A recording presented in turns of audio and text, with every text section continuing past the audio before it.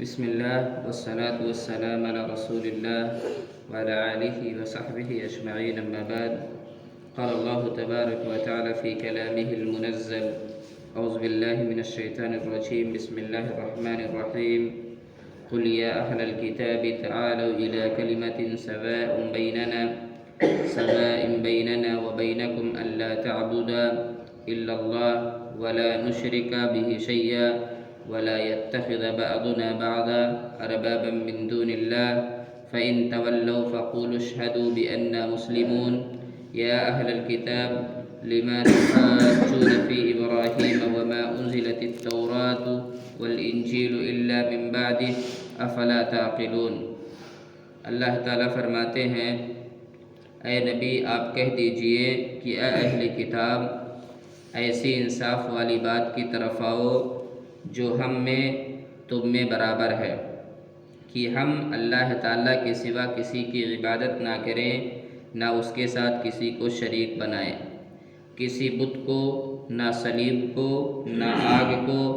اور نہ کسی اور چیز کو، بلکہ صرف ایک اللہ کی عبادت کریں جیسا کہ تمام انبیاء کی دعوت رہی ہے۔ اور اس دنیا کے اندر جو تقریباً 1,24,000 انبیاء کرام آئے، ان تمام انبیاء کرام کا جو اولین دعوت تھی وہ دعوت توحید تھی، لوگوں کو اللہ کی عبادت کی طرف لانا اور اس کائنات کے تمام امور و افعال میں اللہ کو ایک جاننا۔ اس دعوت کی طرف تمام انبیاء کرام نے دعوت دی ہے۔ اس کے بعد اللہ تعالیٰ فرماتے ہیں، نہ اللہ تعالیٰ کو چھوڑ کر آپس میں ایک دوسرے کو ہی رب بنائیں، پس اگر وہ منہ پھیر لیں تو تم کہہ دو کہ گواہ رہو ہم تو مسلمان ہیں۔ یہ ایک تو اس بات کی طرف اشارہ ہے کہ تم نے حضرت مسیح اور حضرت عزیر کی ربوبیت کا جو عقیدہ گڑھ رکھا ہے یہ غلط ہے، وہ رب نہیں ہیں، انسان ہی ہیں۔ دوسرا اس بات کی طرف اشارہ ہے کہ تم نے اپنے احبار و رہبان کہتے ہیں علماء اور مشائخ کو، اپنے احبار و رہبان کو حلال و حرام کرنے کا جو اختیار دے رکھا ہے، یہ بھی ان کو رب بنانا ہے، جیسا کہ آیت اتخذوا احبارہم شاہد ہے۔ یہ بھی صحیح نہیں ہے، حلال و حرام کے اختیار بھی صرف اللہ ہی کو ہے۔ اس سلسلے میں قرآن کی بہت ساری آیات ہیں اور حدیثیں بھی ہیں کہ علماء یہود جو تھے وہ اللہ رب العالمین کی طرف سے نازل کردہ حلت و حرمت کے مطابق فتویٰ نہیں دیتے تھے، بلکہ وہ اپنی طرف سے حلال و حرام کا فتویٰ دیتے تھے اور اپنے لوگوں سے یعنی عوام سے باطل طریقے سے مال اینٹھتے تھے، ان سے ان کی جائیداد کو اینٹھتے تھے غلط فتوے دے کر کے۔ اسی لیے اللہ رب العالمین نے فرمایا کہ تم ان کو رب نہ بنائیں۔ اگر ان کو تحلیل و تحریم میں رب مانا جاتا ہے تو بھی یہ اللہ رب العالمین کی الوہیت میں اور اللہ رب العالمین کی ربوبیت میں شریک جیسا ہے۔ پھر فرماتے ہیں، صحیح بخاری میں ہے کہ قرآن کریم کے اس حکم کے مطابق آپ صلی اللہ علیہ وسلم نے ہرقل شاہ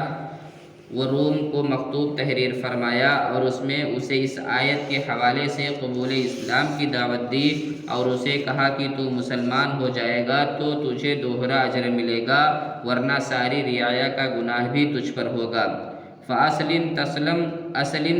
يُؤْتِيكَ اللَّهُ أَجْرَكَ مَرَّتَيْن فَإِن تَوَلَّيْتَ فَإِنَّ عَلَيْكَ إِثْمُ الْإِرْسِيِّينَ۔ اللہ کے نبی فرماتے ہیں، اسلام قبول کر لے، سلامتی میں رہے گا،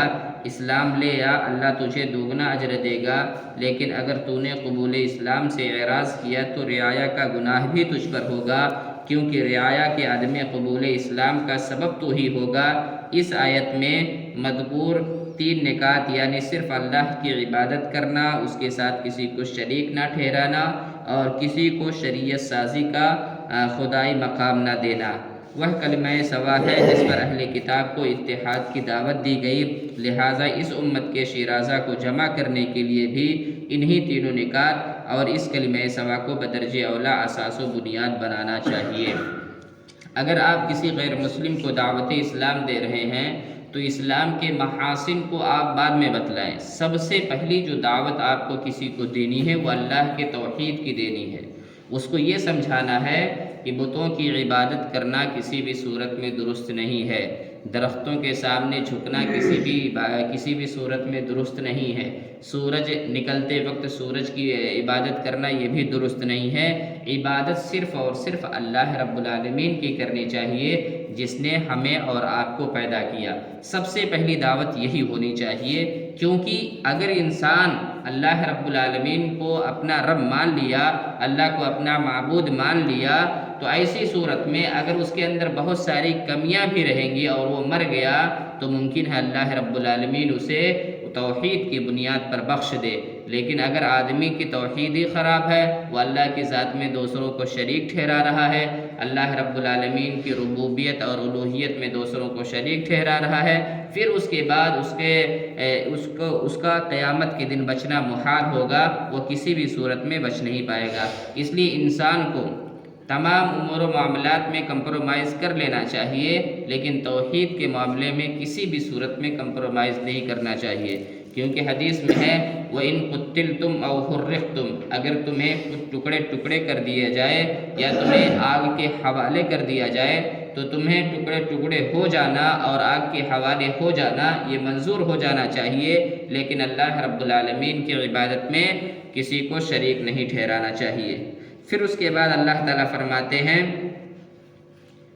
اے اہل کتاب، تم ابراہیم کی بابت کیوں جھگڑتے ہو؟ حالانکہ تورات و انجیل تو ان کے بعد نازل کی گئیں، کیا تم پھر بھی نہیں سمجھتے؟ حضرت ابراہیم علیہ السلام کے بارے میں جھگڑنے کا مطلب یہ ہے کہ یہودی اور عیسائی دونوں دعویٰ کرتے تھے کہ حضرت ابراہیم ان کے دین پر تھے، حالانکہ تورات جس پر یہودی ایمان رکھتے تھے اور انجیل جسے عیسائی مانتے تھے، دونوں حضرت ابراہیم کے سینکڑوں برس بعد نازل ہوئیں۔ پھر حضرت ابراہیم یہودی یا عیسائی کس طرح ہو سکتے تھے؟ کہتے ہیں کہ حضرت ابراہیم اور موسیٰ کے درمیان 1000 سال کا اور حضرت ابراہیم و عیسیٰ کے درمیان 2000 سال کا فاصلہ تھا۔ جب دو ہزار سال کا فاصلہ رہے گا تو ایسی صورت میں یہ کیسے ممکن ہو سکتا ہے کہ ابراہیم علیہ السلام یہودیت پر برقرار تھے یا نصرانیت پر برقرار تھے؟ اللہ تعالیٰ سے دعا ہے اللہ تعالیٰ ہم تمام مسلمانوں کو کتاب و سنت کے مطابق زندگی گزارنے کی توفیق عطا فرمائے۔ آمین۔